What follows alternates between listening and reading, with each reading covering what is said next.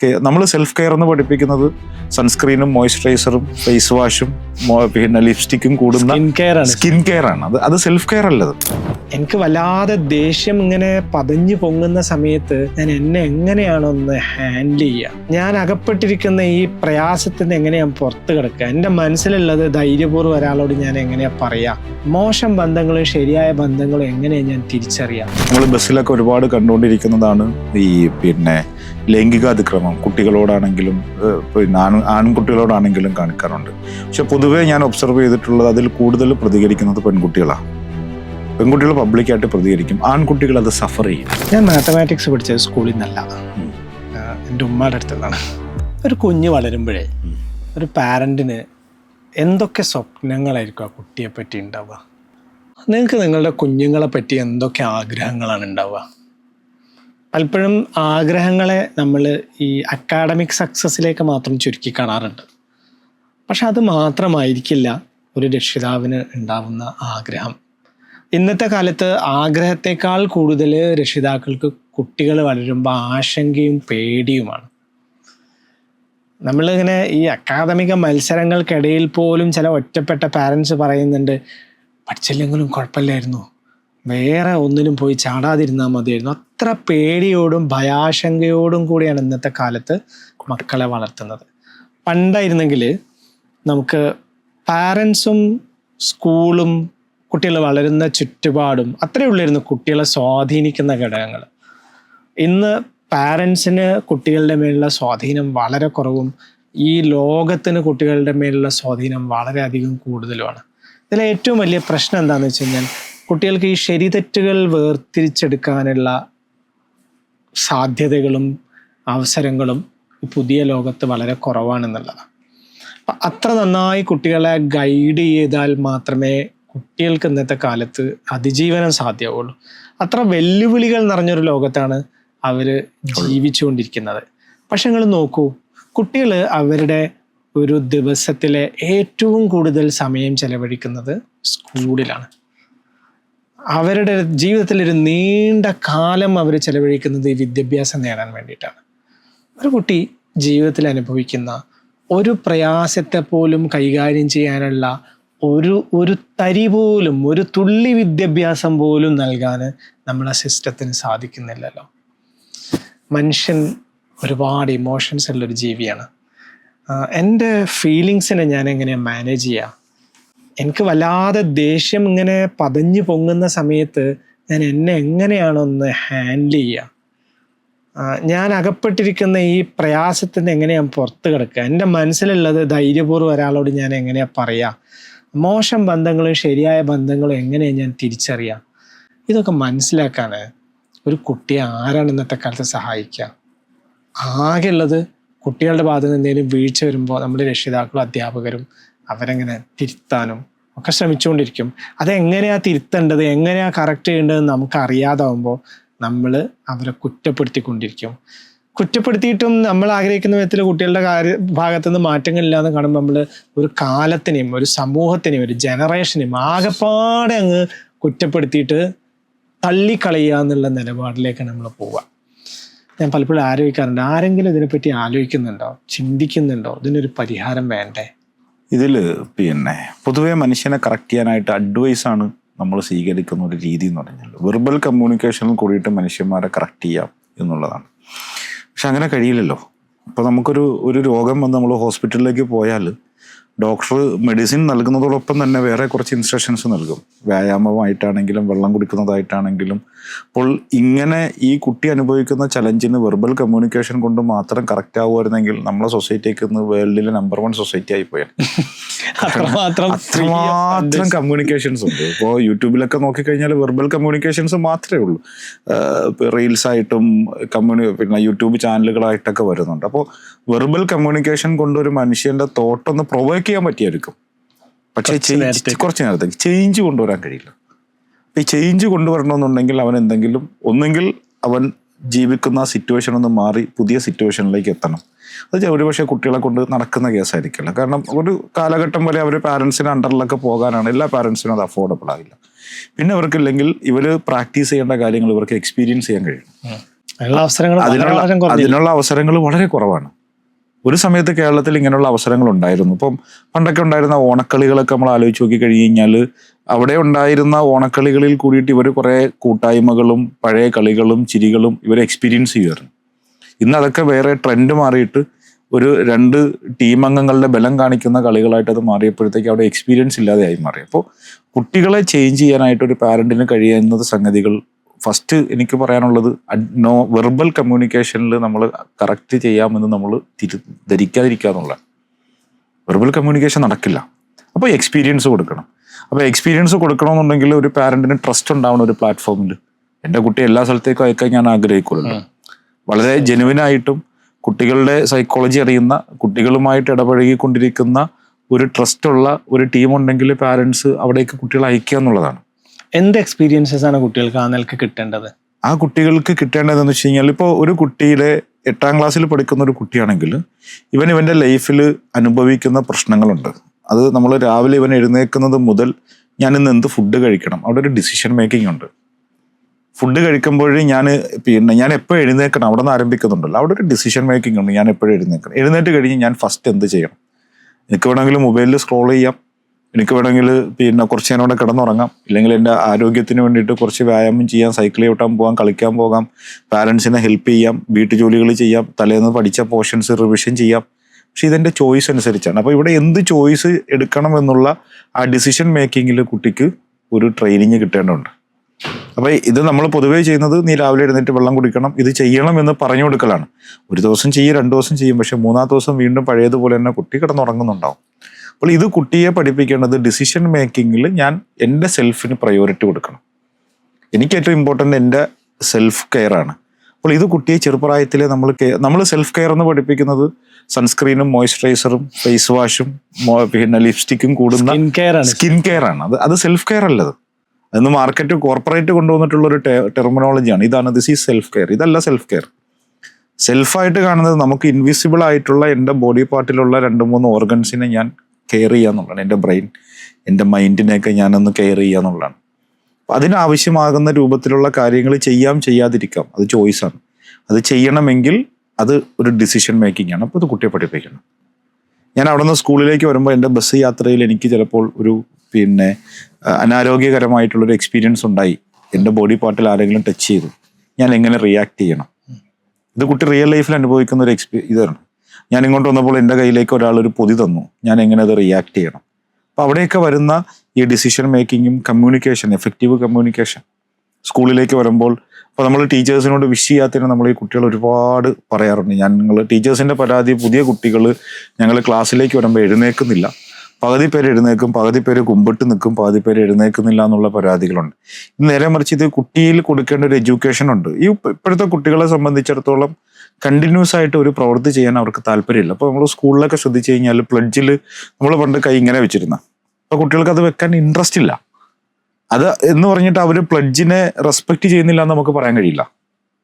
അവരുടെ ഉള്ളിൽ ഒരു ചോദ്യം കാണും, എന്തിനാണ് ഞാൻ ഇങ്ങനെ കൈ പിടിക്കുന്നത് എന്നുള്ള. ആ ചോദ്യത്തിന് ആരും ഒരു ഉത്തരം കൊടുക്കണ്ടാവില്ല. അപ്പൊ അവര് അന്വേഷിക്കുന്നത് searching purpose behind every rituals and actions we do. അത് കമ്മ്യൂണിക്കേറ്റ് ചെയ്യാൻ നമുക്ക് പറ്റുന്നില്ല. നമ്മൾ പറയുന്നു അങ്ങനെ ചെയ്യണം എന്ന് പറയുന്നു, വൈ ഷുഡ് ഐ ഡു എന്ന് ചോദിച്ചു കഴിഞ്ഞാൽ ആൻസർ ഇല്ല. ഞാൻ വൈ ചോദിച്ചു കഴിഞ്ഞാൽ ആ സ്ക്രീനിൽ നിന്ന് ആ കുട്ടിയെ ഒഴിവാക്കലാണ്. വൈ ചോദിക്കുന്ന കുട്ടികളൊക്കെ നമ്മൾ ഒഴിവാക്കി നിർത്തലാണ്. അപ്പോൾ ചില കുട്ടികൾ ക്ലാസ്സിൽ ഇങ്ങനെ വളരെ ഫ്രീ ആയിട്ടിരിക്കുന്നുണ്ടാവും. പക്ഷെ ഫ്രീ ആയിട്ടിരിക്കുന്നുള്ളത് അത് ടീച്ചറിനുള്ള ഡിസ്റെസ്പെക്റ്റ് അല്ലത്, അല്ലെങ്കിൽ അവിടെ ഇരിക്കുന്ന ആളിനുള്ള ഡിസ്റെസ്പെക്റ്റ് അല്ലത്. കുട്ടിയുടെ ഒബ്ജക്റ്റീവ് എനിക്ക് പഠിക്കാന്നുള്ളതേ ഉള്ളൂ. ഇനി അവനങ്ങനെ റെസ്പെക്ട് ചെയ്യണമെന്ന് നമ്മൾ പഠിപ്പിച്ചു കൊടുക്കേണ്ട പാഠങ്ങൾ ടെക്സ്റ്റ് ബുക്കിൽ ഇല്ലാത്തത് കൊണ്ടും പാരൻസ് നൽകാത്തത് കൊണ്ടും അവരത് പഠിപ്പിക്കണം. മുതിർന്നവരോടുള്ള ബിഹേവിയർ എങ്ങനെ ആയിരിക്കണം, മുതിർന്നവരോട് എങ്ങനെ കമ്മ്യൂണിക്കേറ്റ് ചെയ്യണം. പല കുട്ടികളും ക്ലാസ്സിൽ ഭയങ്കര വയലന്റ് ആവാറുണ്ട്. അപ്പോൾ ഞങ്ങളെ സ്കൂളിൽ തന്നെ ഒരു ടീച്ചർ ഒരു കുട്ടിക്ക് ഒരു ചെറിയ പണിഷ്മെന്റ് കൊടുത്തപ്പോൾ ഇവൻ കയ്യിലിരുന്ന പേന എടുത്തിട്ട് ഇങ്ങനെ നഖം വെച്ചിട്ട് ഈ കൈയുടെ ഇടയിലേക്ക് ഒരൊറ്റ കുത്ത്, അവന്റെ കയ്യുടെ ഡെസ്കിലാ കുത്തിയത്. ഇത് കയ്യിൽ കൊണ്ടിരുന്നെങ്കിലുള്ളൊരു സിറ്റുവേഷൻ ഉണ്ടല്ലോ. അപ്പൊ ഇത് ഇവനോട് റിയാക്ട് ചെയ്യാൻ, അവനോട് ദേഷ്യം വന്നാൽ അവന്റെ ആങ്കർ എങ്ങനെ കൺട്രോൾ ചെയ്യണം, കുട്ടികൾക്ക് തീരെ കഴിയാത്തൊരു സംഗതിയാണ്.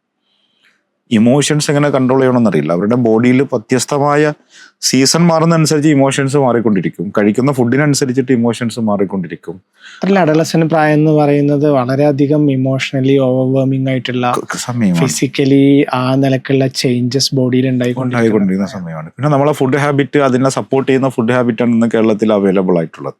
അപ്പോൾ ആ ഇമോഷൻസിനെ എങ്ങനെ എടുക്കണം, ആ ഇമോഷൻസിനെ എങ്ങനെ കൺട്രോൾ ചെയ്യണം. ഇപ്പോൾ നമ്മൾ ബസ്സിലൊക്കെ ഒരുപാട് കണ്ടുകൊണ്ടിരിക്കുന്നതാണ് ഈ ലൈംഗിക അതിക്രമം. കുട്ടികളോടാണെങ്കിലും പിന്നെ ആൺകുട്ടികളോടാണെങ്കിലും കാണിക്കാറുണ്ട്.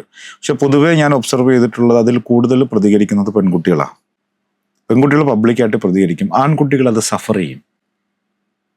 ആൺകുട്ടികൾ സഫർ ചെയ്യുന്നു മാത്രമല്ല, നമ്മൾ ഏതെങ്കിലും സെഷൻസ് എടുത്തു കഴിഞ്ഞാൽ ഇവരത് തുറന്ന് പറയില്ല. പെൺകുട്ടികൾ തുറന്ന് പറയും, എനിക്ക് ഇങ്ങനൊരു അനുഭവം ഉണ്ടായി, ഇങ്ങനൊരു ഇതുണ്ടായി. നമ്മളിപ്പോൾ വീഡിയോസൊക്കെ കണ്ടിട്ടുണ്ടെങ്കിൽ റെസ്പോണ്ട് ചെയ്യുന്നത് ആൺകുട്ടികളെക്കാളും പെൺകുട്ടികളാണ് കൂടുതൽ റെസ്പോണ്ട് ചെയ്യുന്നത്. പക്ഷെ ഒരു ഫാമിലിയുടെ ലീഡർഷിപ്പിലേക്ക് കടന്നു വരേണ്ടതാണല്ലോ ഈ ആണ്.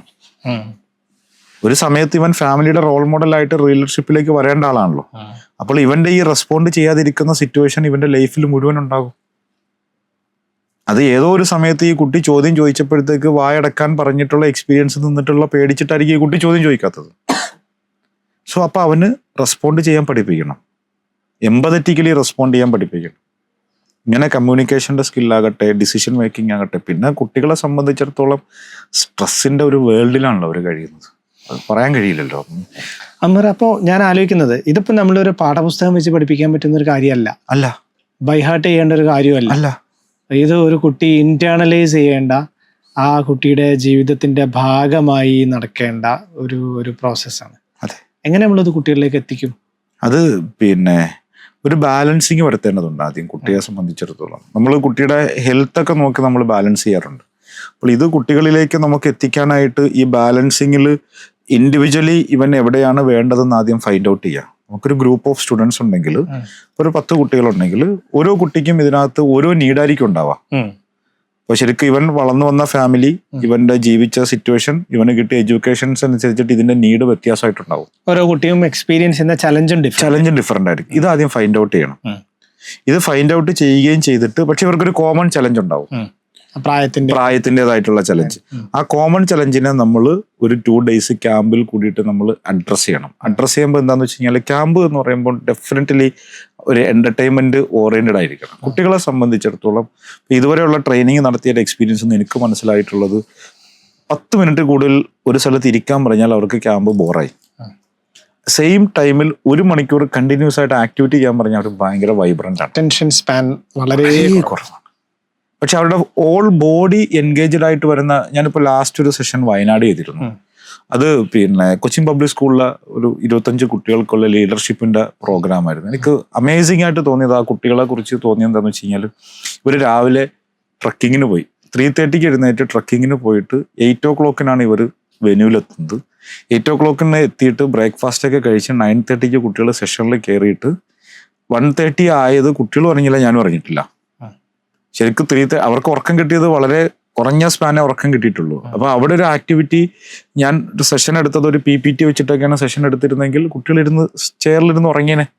അവർക്ക് ഇരിക്കാനുള്ള അവസരം കൊടുക്കാതെ ഓരോ ആക്ടിവിറ്റികൾ നടത്തി അവരെ ഇങ്ങനെ ഡെവലപ്പ് ചെയ്ത് കൊണ്ടുവന്നപ്പോൾ, അപ്പോൾ കുട്ടികളെ 100% അവരുടെ ഫുൾ ബോഡിയെ എൻഗേജ് ചെയ്യിപ്പിക്കുന്ന രൂപത്തിൽ അവർക്ക് ഫിസിക്കൽ ചലഞ്ച് കൊടുത്ത്, ഇന്റലക്ച്വൽ ചലഞ്ചുകൾ കൊടുത്തുകൊണ്ട് ആക്ടിവിറ്റികൾ ഓർഗനൈസ് ചെയ്യാം. രണ്ടാമത്, ഇതുവരെ ഇവർ കടന്നു പോകാത്ത കുറേ എക്സ്പീരിയൻസുകളുണ്ട്. ഇപ്പോൾ ചിലപ്പോൾ ചില കുട്ടികൾ പ്രയാസം അനുഭവിക്കുന്ന ആൾക്കാരെ കണ്ടിട്ടേ ഉണ്ടാവില്ല, ലൈഫിൽ തന്നെ കണ്ടിട്ടുണ്ടാവില്ല. LKG മുതൽ സ്കൂൾ ബസ്സിൽ യാത്ര ചെയ്യുന്നു, വീട്ടിൽ നിന്ന് പുറത്തിറങ്ങുന്നത് ഒരു കാറിലായിരിക്കും. അപ്പോൾ ഈ കുട്ടികൾ ഇത് കണ്ടിട്ടുണ്ടാവില്ല. പക്ഷെ ഒരു സമയത്ത് ഇവൻ ചിലപ്പോൾ കാണുമ്പോൾ ഇവരോട് എങ്ങനെ റെസ്പെക്ട് ചെയ്യണമെന്ന് ഇവർക്ക് അറിയില്ല. അപ്പോൾ നമ്മൾ അത്തരമുള്ള ആൾക്കാരുടെ ഇടയിലേക്ക് ഇവരെ കൊണ്ടുപോവുക. പിന്നെ ഫിനാൻസ് മാനേജ് ചെയ്യാൻ നമ്മളെ കുട്ടികൾക്ക് ആർക്കും അറിയില്ല. എല്ലാ കുട്ടികൾക്കും പൈസ ഉണ്ടാക്കാൻ അറിയാം, പക്ഷെ മണി മാനേജ്മെന്റ് ഭയങ്കര ഇമ്പോർട്ടൻ്റ് ആയിട്ട് നമ്മൾ പഠിപ്പിക്കേണ്ട ഒരു ഫിനാൻഷ്യൽ ലിറ്ററസി എന്ന് പറയുന്ന ഭയങ്കര സംഗതിയാണ്. അപ്പോൾ ആ ഫിനാൻഷ്യൽ ലിറ്ററസി കൊടുക്കാൻ വേണ്ടിയിട്ട് എന്ത് പർച്ചേസ് ചെയ്യണം, അവിടെയൊക്കെ നടക്കുന്നത് ഞാൻ ആരംഭത്തിൽ പറഞ്ഞ ഡിസിഷൻ മേക്കിങ്ങാണ്. ഇവിടെയൊക്കെ ഒരു ചോദ്യം എൻ്റെ ഉള്ളിലോട്ട് ഞാൻ ആദ്യം ചോദിക്കണം, ഇതെനിക്ക് എന്താണ് ഞാൻ പർച്ചേസ് ചെയ്യേണ്ടത്, ഈ ഫണ്ട് ഞാൻ എങ്ങനെ ചെലവഴിക്കണം, എത്ര സ്പെൻഡ് ചെയ്യണം, എത്ര സേവ് ചെയ്യണം. ഇത് അംഹർ പറയുമ്പോൾ എൻ്റെ മനസ്സിലേക്ക് വരുന്നൊരു സംഗതി എന്താ അറിയോ, ഞാൻ മാത്തമാറ്റിക്സ് പഠിച്ചത് സ്കൂളിൽ നിന്നല്ല, എൻ്റെ ഉമ്മയുടെ അടുത്ത് നിന്നാണ്. കടയിലേക്ക് സാധനം വാങ്ങാൻ പറഞ്ഞേക്കും. 50 രൂപയുടെ നോട്ട് കയ്യിൽ വെച്ച് തന്നിട്ട് 3 സാധനങ്ങൾ വാങ്ങിക്കാൻ പറഞ്ഞേക്കും. ബാക്കി പൈസ വളരെ കൃത്യമായിട്ട് വീട്ടിൽ കൊണ്ടുവന്ന് കൊടുക്കാനും ഏൽപ്പിക്കും. ഈ അനുഭവത്തിൽ നിന്നാണ് മാത്തമാറ്റിക്സിലെ അഡിഷനും സബ്സ്ട്രാക്ഷനും എന്ന് പറയുന്ന കോൺസെപ്റ്റ് മനസ്സിലായത്. ഈ ഉത്തരവാദിത്തം ചെറിയ പ്രായത്തിലെ നമ്മളെ ഏൽപ്പിക്കുന്ന സമയത്ത് നമ്മൾ കുറച്ചുകൂടെ റെസ്പോൺസിബിലിറ്റി ഉള്ളവരാകുന്നു. ഒരു ടാസ്ക് ചെയ്തതിൻ്റെ അക്കംപ്ലിഷ്മെൻ്റ് ഉണ്ടാവുന്നു. അതിലൂടെ ഒരു റിയൽ ലൈഫ് ലേണിംഗ് നമുക്ക് എക്സ്പീരിയൻസ് ഉണ്ടാവും. ഈ നിലക്ക് എക്സ്പീരിയൻഷ്യൽ ആയിട്ടുള്ള റിയൽ ലൈഫ് ലേണിംഗ് ആണ് കുട്ടികൾക്ക് വേണ്ടത്. അതുപോലെ തന്നെ ഒരു 10 years കഴിയുമ്പോൾ ഈ കുട്ടി ഏത് ചലഞ്ചിലേക്ക് കടന്നു പോകുന്നു നമുക്കൊരിക്കലും പ്രിഡിക്റ്റ് ചെയ്യാൻ പറ്റില്ലല്ലോ. അപ്പോൾ എല്ലാ ചലഞ്ചിൽ കൂടി പോയാലും അവിടെ സർവൈവ് ചെയ്യാനുള്ള ഒരു എക്സ്പീരിയൻസ് ഇവന് കിട്ടിയിരിക്കണം. ഇവനെ ഇപ്പോൾ ഇവിടെ നിന്ന് പഠിക്കാൻ കോളേജിലേക്ക് പോയി, അവിടെ എന്താണ് ഇവൻ്റെ ഫ്രണ്ട്ഷിപ്പ് എന്ന് നമുക്കൊരിക്കലും ഇപ്പോൾ പ്രിഡിക്റ്റ് ചെയ്യാൻ പറ്റില്ല. അപ്പോൾ ഏത് ഫ്രണ്ട്ഷിപ്പ് പോയാലും ഞാൻ എൻ്റെ സെൽഫ് കെയർ ചെയ്യുന്ന ഒരു കുട്ടിയായിരിക്കും എന്നുള്ള ഒരു എഡ്യൂക്കേഷൻ ഇവന് വേണം. ഇവൻ പോയി ജീവിക്കുന്ന കമ്മ്യൂണിറ്റി അല്ലെങ്കിൽ ഒരു 10-15 വർഷം കഴിഞ്ഞിട്ട് ഇവൻ മാരേജ് ചെയ്ത് പോകാൻ പോകുന്ന ഫാമിലി ഏതാണെന്ന് ഒരിക്കലും നമുക്ക് എത്രയാണെങ്കിലും നമുക്ക് ഡിസൈഡ് ചെയ്യാൻ കഴിയില്ല.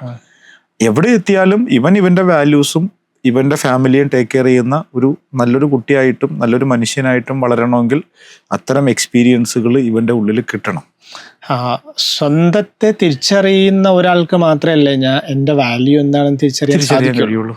സ്വന്തത്തെ തിരിച്ചറിയണമെന്നുണ്ടെങ്കിൽ സ്വന്തത്തെ ഒരു കണ്ണാടിയിൽ കാണുന്നത് പോലെ കാണാൻ സാധിക്കണം. അതിന് അങ്ങനെ കാണണമെന്നുണ്ടെങ്കിൽ ആ കുട്ടിയെ കുറ്റപ്പെടുത്താതെ ബ്ലെയിം ചെയ്യാതെ what happen, why did it happen, what did you learn from this experience എന്ന് ചോദിക്കുന്ന മനുഷ്യരെ കുട്ടിയുടെ ജീവിതത്തിൽ എവിടെയെങ്കിലുമൊക്കെ ഉണ്ടാവണം. അവരുമായിട്ട് സഹവസിക്കണം. അങ്ങനെ ഒരു ഗ്രൂപ്പ് ഓഫ് കുട്ടികളെ നമ്മൾ ഉണ്ടാക്കിയെടുക്കണം. ഈ കുട്ടികൾ തമ്മിൽ ഇവരുടെ പഠനകാലത്തിലും പാഠ്യേതര വിഷയത്തിലും ഒരുമിച്ചിരുന്ന് ഒരേപോലെ മുന്നേറണം. അങ്ങനെ ഇതിനെ ഒരു കൂട്ടായ്മയായിട്ട് രൂപപ്പെടുത്തി വരണം. അപ്പം ഇവരിങ്ങനെ ഒരുമിച്ച് കൂട്ടാനുള്ള ഒരു പ്രോഗ്രാമാണ് ടീൻ ട്രക്സ് എന്ന് പറയുന്നത്. ഇവർ ഒരുമിച്ച് കൂട്ടുക എന്നുള്ളതേ ഉള്ളൂ. ഒരുമിച്ച് കൂട്ടിയിട്ട് ഓരോ മാസവും, കാരണം ഒരു മാസത്തെ 30 ദിവസത്തിൽ 30 ദിവസവും സെയിം എക്സ്പീരിയൻസ് ആണല്ലോ കുട്ടിക്ക് കിട്ടുന്നത്. രാവിലെ ആകുന്നു, സ്കൂളിൽ പോകുന്നു, സ്കൂളിൽ നിന്ന് വരുന്നു, ട്യൂഷന് പോകുന്നു, ട്യൂഷന് പോയിട്ട് വീട്ടിൽ വരുന്നു, അവിടെയും സ്പെഷ്യൽ ട്യൂഷൻ ഉണ്ടാകും, ഇല്ലെങ്കിൽ ബുക്ക് എടുത്ത് വെച്ച് പഠിക്കുന്നു, പിന്നെ ശനി ഞായറാകുമ്പോൾ ഔട്ടിങ്ങിന് പോകുന്നു, പുറത്തുനിന്ന് ഫുഡ് കഴിക്കുന്നു, KFC പോകുന്നു, ഫുഡ്. ഇതൊക്കെ തന്നെയാണ് ഒരു കുട്ടിയുടെ ലൈഫ്. ഇത് എത്ര നാള്? ഒരു 13 വർഷം.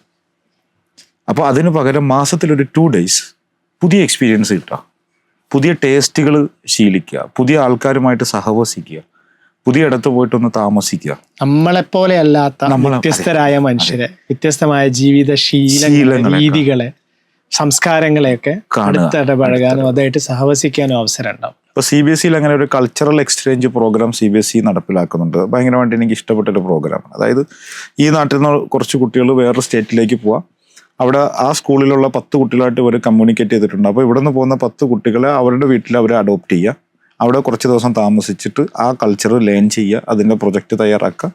സെയിം വേയിൽ ആ സ്കൂളും ഈ സ്കൂളും തമ്മിൽ ഒരു എക്സ്ചേഞ്ച് നടത്തും. അപ്പം ഇങ്ങനെ വരുമ്പോൾ ആ കുട്ടിക്ക് കിട്ടുന്ന ഒരു എക്സ്പീരിയൻസ് ഭയങ്കര എക്സ്പീരിയൻസ് ആയിരിക്കും. അപ്പോൾ ഇങ്ങനെ ഇവരെ സഹവസിക്കുന്നതോടൊപ്പം തന്നെ ഇവർക്ക് എൻ്റർടൈൻമെൻറ്റിൻ്റെ കൂടെ നമ്മൾ നേരത്തെ പറഞ്ഞിട്ടുള്ള ഓരോ കോറായിട്ടുള്ള ലൈഫ് സ്കില്ലുകൾ നമ്മൾ ട്രെയിനിങ് കൊടുക്കുക. ഇതിങ്ങനെ ഒരു കുറച്ച് നാളത്തേക്ക് നീണ്ടു നിൽക്കുന്ന പ്രോഗ്രാമാണ്. അല്ലാതെ ഒരു ക്യാമ്പിന് വന്നു നിന്ന് കഴിഞ്ഞിട്ട് ഇത് പോയി കഴിഞ്ഞാൽ ഇത് ഫുൾഫിൽ ആവില്ല. എല്ലാവരും ചോദിക്കുന്ന ഒരു ചോദ്യമാണ്, ഇപ്പൊ 2 ദിവസം അങ്ങനെ ഒരു പരിപാടി ചെയ്തിട്ട് പിന്നെ ഇവര് തിരിച്ചിങ്ങോട്ട് തന്നെയല്ലേ വരുന്നത്, എന്ത് ചേഞ്ച് ആണ് ഉണ്ടാവുക എന്നുള്ളത്? ഫുൾഫിൽ ആവില്ല അത്. അപ്പൊ അവിടെ ഫുൾഫിൽ ആവാതിരിക്കാൻ വേണ്ടി ഈ കുട്ടിക്ക് ഒരു ക്യാമ്പ് കഴിയുമ്പോൾ ഇതൊരു മെമ്പർഷിപ്പാണ്. ഈ പ്ലാറ്റ്ഫോമിലേക്ക് ഒരു മെമ്പർഷിപ്പാണ്. ഈ മെമ്പർഷിപ്പിൽ കൂടി നമ്മൾ 1 ഇയറിലേക്കുള്ള മെമ്പർഷിപ്പും 2 ഇയറിലേക്കുള്ള മെമ്പർഷിപ്പുകളും നമ്മൾ കൊടുക്കും. അപ്പോൾ ഈ 1 ഇയറിലേക്കുള്ള കുട്ടികളുടെ ഓരോ മാസത്തെ കൂടിയിരുത്തൽ കൂടിയിട്ട് അടുത്ത ഒരു മാസം ഇവൻ ചെയ്യേണ്ട ഒരു അസൈൻമെന്റും പ്രൊജക്റ്റും കാര്യങ്ങളൊക്കെ കൊടുത്തിട്ടായിരിക്കും. ഈ പ്രൊജക്റ്റ് എന്ന് പറയുമ്പോൾ എഴുത്തല്ല, ഇവന്റെ ലൈഫിൽ ഇവൻ ചെയ്യേണ്ട കുറച്ച് വർക്കുകളും കാര്യങ്ങളുമായിരിക്കും ഈ കൂട്ടായ്മയിൽ കൂടി നമ്മൾ തീരുമാനിക്കുക. ദെൻ മന്ത്ലി ടോയ്സ് ഒരു ഓൺലൈൻ മീറ്റിംഗിൽ ഇരുന്നിട്ട് ഈ കുട്ടികൾക്ക് വേണ്ട ഗൈഡൻസും സപ്പോർട്ടും കൊടുക്കുന്ന ഒരു മെമ്പർഷിപ്പ് പ്രോഗ്രാമാണ്. ഇതിൽ പാരൻസിനോട് അഷ്യൂർ ചെയ്യാൻ കഴിയുന്നത് എന്താണെന്ന് വെച്ച് കഴിഞ്ഞാൽ, നിങ്ങൾ സ്വപ്നം കാണുന്ന എല്ലാ പാരൻസിനും ഒരു സ്വപ്നം ഉണ്ടാവും, ഞങ്ങൾക്ക് എൻ്റെ കുട്ടി ഡിഗ്രി പഠിക്കണം, അതോടൊപ്പം തന്നെ നേരത്തെ പറഞ്ഞതുപോലെ വേറെ കുഴപ്പത്തിലൊന്നും ചാടാതിരുന്നാൽ മതി എന്നുള്ളതാണ്. ഈ പ്ലാറ്റ്ഫോമിൽ വരുന്ന ഒരു കുട്ടി ഒരു കുഴപ്പത്തിലും ചാടില്ല എന്ന് മാത്രമല്ല, ഫാമിലി ലൈഫിൽ ഡിവോഴ്സിൻ്റെ ഇപ്പോൾ ഡിവോഴ്സൊക്കെ ഭയങ്കര റേഷ്യോ ഭയങ്കര കൂടുതലാണല്ലോ, അതിന് ഇവനായിട്ട് ഇനിഷ്യേറ്റീവ് എടുക്കില്ല. മദ്യത്തിന്റെ മയക്കുമരുന്നിന്റെ പിന്നാലെ പോവില്ല. ആരെയും പറ്റിക്കാതെ ജീവിക്കുന്ന അവരുടെ പാരൻസിന്റെ സ്വപ്നം കാണുന്ന ഒരു കുട്ടിയെ ഒരുക്കിയെടുക്കാനുള്ള ഒരു പ്ലാറ്റ്ഫോമാണിത്. ഈ പ്ലാറ്റ്ഫോമിനെ നമ്മൾ അതിൻ്റെ ഒരു പേരായിട്ട് വെച്ചിരിക്കുന്നത് ടീൻ ട്രക്സ് എന്നുള്ളതാണ്. അവർക്ക് അഡ്വഞ്ചർ ആയിട്ടുള്ള ആക്ടിവിറ്റീസിൽ കൂടിയിട്ട് ഈ പ്ലാറ്റ്ഫോമിൽ വരുന്ന കുട്ടികളെ നമ്മൾ ചേർത്ത് പിടിക്കുകയും സെയിം ടൈമിൽ ഇവർക്ക് അക്കാഡമിക് മെന്ററിങ്ങും കൂടെ നമുക്ക് കൊടുക്കാൻ കഴിയും. അപ്പൊ ഒരു പാരന്റിന്റെ എല്ലാ നീഡും ആയല്ലോ, ടോട്ടൽ സൊല്യൂഷൻ ആയല്ലോ. അപ്പൊ പെൺകുട്ടികൾ +2 കഴിഞ്ഞു മാരേജിലേക്ക് പോകുന്നു, അല്ലെങ്കിൽ ഡിഗ്രി കഴിഞ്ഞു മാരേജിലേക്ക് പോകുന്നു. ഒരു ഫാമിലി ലൈഫിൽ എന്ത് ചെയ്യണമെന്ന് ഈ കുട്ടിക്ക് അറിയില്ല. അപ്പോൾ അങ്ങനെയുള്ള ഒരു 360 ഡിഗ്രിയിൽ നിൽക്കുന്ന സൊല്യൂഷൻ ഓറിയന്റഡ് ആയിട്ടുള്ള പ്ലാറ്റ്ഫോമാണ് നമ്മൾ ടീൻ ട്രക്സ് എന്ന് പറയുന്നത്. ഞാൻ എൻ്റെ മനസ്സിൽ വരുന്ന വേറൊരു ചോദ്യം, ഇപ്പോൾ ഈ അംബർ തുടങ്ങിയപ്പോൾ പറഞ്ഞു ഇത് വളരെ എൻ്റർടൈനിങ് ആയിട്ടുള്ള ഒരു മൂഡിൽ നടക്കുന്ന ഒരു കാര്യമാണെന്നുള്ളത്. അപ്പോൾ ഈ നിലക്ക് കുട്ടികൾക്ക് ആസ്വദിക്കാൻ പറ്റുന്ന ഒരു ടൈപ്പ് ഓഫ് ആക്ടിവിറ്റീസ് മാത്രമാണോ ഇതിലുണ്ടാവുക, അതിലപ്പുറം ചലഞ്ചസ് ഉണ്ടാവുമോ എന്നുള്ളതാണ് എൻ്റെ ഈ ചോദ്യം വരുന്നത്. ഒരു പാരൻ്റ് എന്ന നിലക്കാണ് ഞാനത് ചോദിക്കാനുള്ള കാരണം, പലപ്പോഴും യാത്ര പോകുമ്പോഴേ മക്കളെ കൂടെ ഉണ്ടാവുമ്പോൾ യാത്ര പോകുമ്പോൾ നമ്മൾ ഏത് സ്ട്രീറ്റിൽ എത്തിക്കഴിഞ്ഞാലും ഇവർക്ക് പല സാധനങ്ങളും വാങ്ങണം. എല്ലാറ്റിനും നമ്മളോട് അത് വാങ്ങിത്തരുമോ ഇത് വാങ്ങിത്തരുമോ എന്ന് ചോദിച്ചിട്ട് ഇവരിങ്ങനെ ചോദിച്ചുകൊണ്ടേയിരിക്കും. അപ്പോൾ ഇത് നമ്മളെ സംബന്ധിച്ചിടത്തോളം ഓരോ സമയവും ഇതിങ്ങനെ ഹാൻഡിൽ ചെയ്തുകൊണ്ടിരിക്കണം. അതിൻ്റെ വില നോക്കണം, അത് പറ്റില്ല എന്ന് പറയണം, പറ്റുമെന്ന് പറയണം. അപ്പോൾ ചിലപ്പം കുട്ടികൾ എന്ത് ചെയ്യും, നമ്മളോട് പിണങ്ങും. അങ്ങനെ നമ്മൾ ആ യാത്രേൻ്റെ മൂഡ് തന്നെ അങ്ങോട്ട് പോകും. ഇനി മതി, മക്കളെ കൊണ്ട് യാത്ര പോകണ്ടെന്നൊക്കെ തോന്നും. ഇതുകൊണ്ട് വല്ലാതെ ഇങ്ങനെ പ്രയാസമായപ്പോൾ ഒരു യാത്രയിൽ ഞാൻ മക്കളുടെ അടുത്ത് ഒരു ചെറിയ എമൗണ്ട് കൊടുത്തിട്ട് പറഞ്ഞു, ഈ പൈസ കൊണ്ട് നിങ്ങൾക്ക് വേണ്ടത് സംഗതികൾ എന്താണോ അത് വാങ്ങിക്കാം. ഇത് വാങ്ങിക്കഴിഞ്ഞാൽ ഈ പൈസ തീർന്നു കഴിഞ്ഞാൽ പിന്നെ ഒന്നും വാങ്ങാനുള്ള പൈസ ഞാൻ തരൂല. ഇതുകൊണ്ട് നിങ്ങൾക്ക് ഇഷ്ടമുള്ളത് വാങ്ങിക്കാം, വാങ്ങിക്കുന്ന സമയത്ത് എന്താണ് വാങ്ങുന്നതെന്നൊന്ന് അറിയിച്ചാൽ മതി. 2 പേരും ഓക്കെ ആയിരുന്നു. 2 പേരുടെ കയ്യിൽ ഒരു 500 രൂപ വെച്ച് കൊടുക്കുന്നു. ഇവർ വേണ്ട സാധനങ്ങൾ അതിൻ്റെ വിലയൊക്കെ നോക്കി, പ്രൈസ് ടാഗൊക്കെ നോക്കി, ഇത് വാങ്ങിച്ചാൽ ഇനി അടുത്ത സ്ഥലത്ത് പോകുമ്പോൾ എൻ്റെ കയ്യിൽ ക്യാഷ് ഉണ്ടാവുമോ ഇല്ലേ എന്നുള്ളതൊക്കെ ചിന്തിച്ച് വാങ്ങിക്കുന്നു. ഇവരുടെ 500 രൂപ കഴിഞ്ഞു, വേറൊരു സ്ഥലത്തെത്തിയപ്പോൾ പൈസ കഴിഞ്ഞു, ഇത് വാങ്ങിയാൽ മതിയായിരുന്നു എന്ന് പറഞ്ഞിട്ട് അവിടെ നിർത്തുന്നു. എന്നിട്ട് ആ കിട്ടാത്തതുമായിട്ട് കുട്ടികൾ പൊരുത്തപ്പെടുന്നു. ഇതിനു മുമ്പ് നമ്മൾ ചെയ്തിരുന്നത് എന്താ, കുട്ടികൾക്ക് വേണ്ടതൊക്കെ വാങ്ങിച്ചു കൊടുക്കുന്നു, വാങ്ങിച്ചു കൊടുക്കാൻ പറ്റില്ലെങ്കിൽ പറ്റൂല എന്ന് പറയുന്നു. അപ്പോൾ അവരും നമ്മളും തമ്മിലൊരു ഒരു ഫ്രിക്ഷൻ ഉണ്ടാവുന്നു. അപ്പോൾ ഇങ്ങനെയുള്ള ചലഞ്ചിങ് ആയിട്ടുള്ള എക്സ്പീരിയൻസസ് ആണ് കുട്ടികൾ, അതും കൂടെയാണ് കുട്ടികൾ അനുഭവിക്കേണ്ടതെന്ന് എനിക്ക് തോന്നുന്നു. അതെ, ഡെഫിനറ്റ്ലി ചലഞ്ചിങ് എന്ന് വെച്ച് കഴിഞ്ഞാൽ ഇപ്പം നമ്മളെ കുട്ടികൾക്ക് വിശപ്പ് എന്ന് പറയുന്നത് കുട്ടികൾക്ക് ഫീൽ ചെയ്യുന്നില്ല. വിശന്ന് തുടങ്ങുമ്പോൾ തന്നെ 4 സൈഡിൽ നിന്ന് ഫുഡ് വരും. ഇപ്പോൾ ഒരു വീട്ടിൽ ഗ്രാൻഡ് പാരൻസ് ഉണ്ടെങ്കിൽ, മദർ ഉണ്ടെങ്കിൽ, ഇവരൊക്കെ ഇങ്ങനെ അങ്ങോട്ട് കൊണ്ടുവരും. വിശപ്പെന്ന് വിളിച്ച് പറയണ്ട എന്ന് കേൾക്കുമ്പോൾ തന്നെ കൊണ്ടുവരുമല്ലോ. പക്ഷെ വിശപ്പിനൊരു ആസ്വാദനമുണ്ട്. അപ്പോൾ ഇപ്പോൾ കുട്ടി ബെഡിലേക്ക് പോകുന്നത് വരെയും വീട്ടിലാണെങ്കിൽ ഫുഡ് കഴിക്കും. നേരെ മറിച്ച് അവൻ്റെ ആരോഗ്യത്തിനെ കൺസിഡർ ചെയ്തിട്ടുള്ളൊരു ഫുഡല്ല. അപ്പോൾ ചലഞ്ചിങ് എന്ന് പറയുന്നത് എപ്പോഴും ഗ്രോത്തിന് സഹായിക്കുന്ന ഒന്നാണ്. നമ്മൾ ചലഞ്ചിങ് വരുമ്പോൾ നമുക്ക് പേടിയാണ്. അപ്പോൾ കുട്ടി ഇങ്ങനെ ഒരു കാര്യത്തിന് വേണ്ടി വാശി പിടിക്കുമ്പോൾ നോ പറയാൻ നമുക്ക് മടിയാണല്ലോ. നോ പറയുമ്പോൾ കൂടിയ നമ്മൾ അവനെ പഠിപ്പിക്കുന്നത് ഈ നീഡ് എനിക്ക് പിന്നീട് നേടിയെടുക്കാനുള്ളൊരു ക്ഷമ അവൻ്റെ ഉള്ളിലേക്ക് ഉണ്ടാവുകയാണ്. അപ്പോൾ അങ്ങനെയുള്ള definitely challenging, entertainment plus learning, ഇതിൽ കൂടിയിട്ടായിരിക്കും കടന്നു പോവുക. ഒരു മനുഷ്യന് 3 സംഗതികൾ ഉണ്ടാവണമല്ലോ. അപ്പോൾ മനുഷ്യൻ്റെ ഡെവലപ്മെന്റ് നമ്മൾ ചരിത്രത്തിൽ വായിച്ച് പറയുന്നത് പോലെ തന്നെ കടന്നു വന്നിട്ടുള്ള പാറക്കല്ലുകൾ ഉരച്ച് തീയെത്തിച്ചതിൽ നിന്ന് നമ്മളിപ്പോൾ എത്തി നിൽക്കുന്ന ഒരു സിറ്റുവേഷൻ ഉണ്ടല്ലോ. പക്ഷെ എപ്പോഴും നമ്മൾ ഗ്യാസ് കത്തിക്കുമ്പോഴും നമുക്ക് പേടിയുണ്ട്, പൈപ്പ് ലീക്കാണോ എന്നുള്ളൊരു ചലഞ്ചിങ് അവിടെ നിൽക്കുകയാണ്. അപ്പൊ ഈ ഒരു അവയർനെസ് ഇപ്പൊ കുട്ടികൾക്ക് ഇല്ല എന്നുള്ളതാണ്. അതുകൊണ്ടാണ് ഇപ്പൊ ബൈക്ക് ആക്സിഡന്റുകളിലൊക്കെ ഒരു സംഗതി എന്ന് വെച്ച് കഴിഞ്ഞാൽ ഇവർ ഇതിനെക്കുറിച്ച് ബോധയുടെ അല്ല. അപ്പോൾ അങ്ങനെ തന്നെയാണ് ഇതിൻ്റെ ഒരു ഡിസൈനിങ് നമ്മൾ ചെയ്തിട്ടുള്ളത്. Challenging plus and adventurous plus entertainment. പൊതുവെ നമ്മൾ കുട്ടികളിൽ കാണുന്നതാണ് ഭക്ഷണം വേസ്റ്റ് ചെയ്യുക എന്നുള്ളത്. ഇപ്പോൾ സ്കൂളിലൊക്കെ ആണെങ്കിൽ വേസ്റ്റ് ചെയ്യുന്ന ഒരുപാട് ഭക്ഷണം ഉണ്ടാകും. നമ്മൾ ലഞ്ച് ബ്രേക്കൊക്കെ കഴിഞ്ഞ് പോയി നോക്കി കഴിഞ്ഞ് കഴിഞ്ഞാൽ വളരെ കുറഞ്ഞ ക്വാണ്ടിറ്റിയെ കുട്ടികൾ ഭക്ഷണം കൊണ്ടുവരികയുള്ളൂ. കൊണ്ടുവരുന്ന ക്വാണ്ടിറ്റി തന്നെ വളരെ കുറവാണ്. പക്ഷെ ഇവന് വേസ്റ്റ് ചെയ്യുന്നത് എന്താണെന്ന് വെച്ച് കഴിഞ്ഞാൽ 2 കാരണം ഉണ്ടാവും. ചിലപ്പോൾ അവൻ്റെ നീഡ് അനുസരിച്ചിട്ടായിരിക്കില്ല പാരന്റ് വിളമ്പുന്നത്. എന്നാലും ഭക്ഷണം വേസ്റ്റ് ചെയ്യാതെ ഇവനത് സേഫായിട്ട് തിരിച്ച് വീട്ടിൽ കൊണ്ടുപോകാമല്ലോ. എന്തിനാ നമ്മൾ വെറുതെ അത് വേസ്റ്റ് ബാസ്ക്കറ്റിലേക്ക് ഇടുന്നത്? അപ്പോൾ ഇതിൽ നമ്മൾ ഈ ക്യാമ്പിൽ ചെയ്യുന്നത് എന്താണെന്ന് വെച്ച് കഴിഞ്ഞാൽ നമ്മൾ ഒരു നേരം ഈ കുട്ടികളെ കൊണ്ട് തന്നെ ഫുഡ് പ്രിപ്പയർ ചെയ്യിപ്പിക്കും.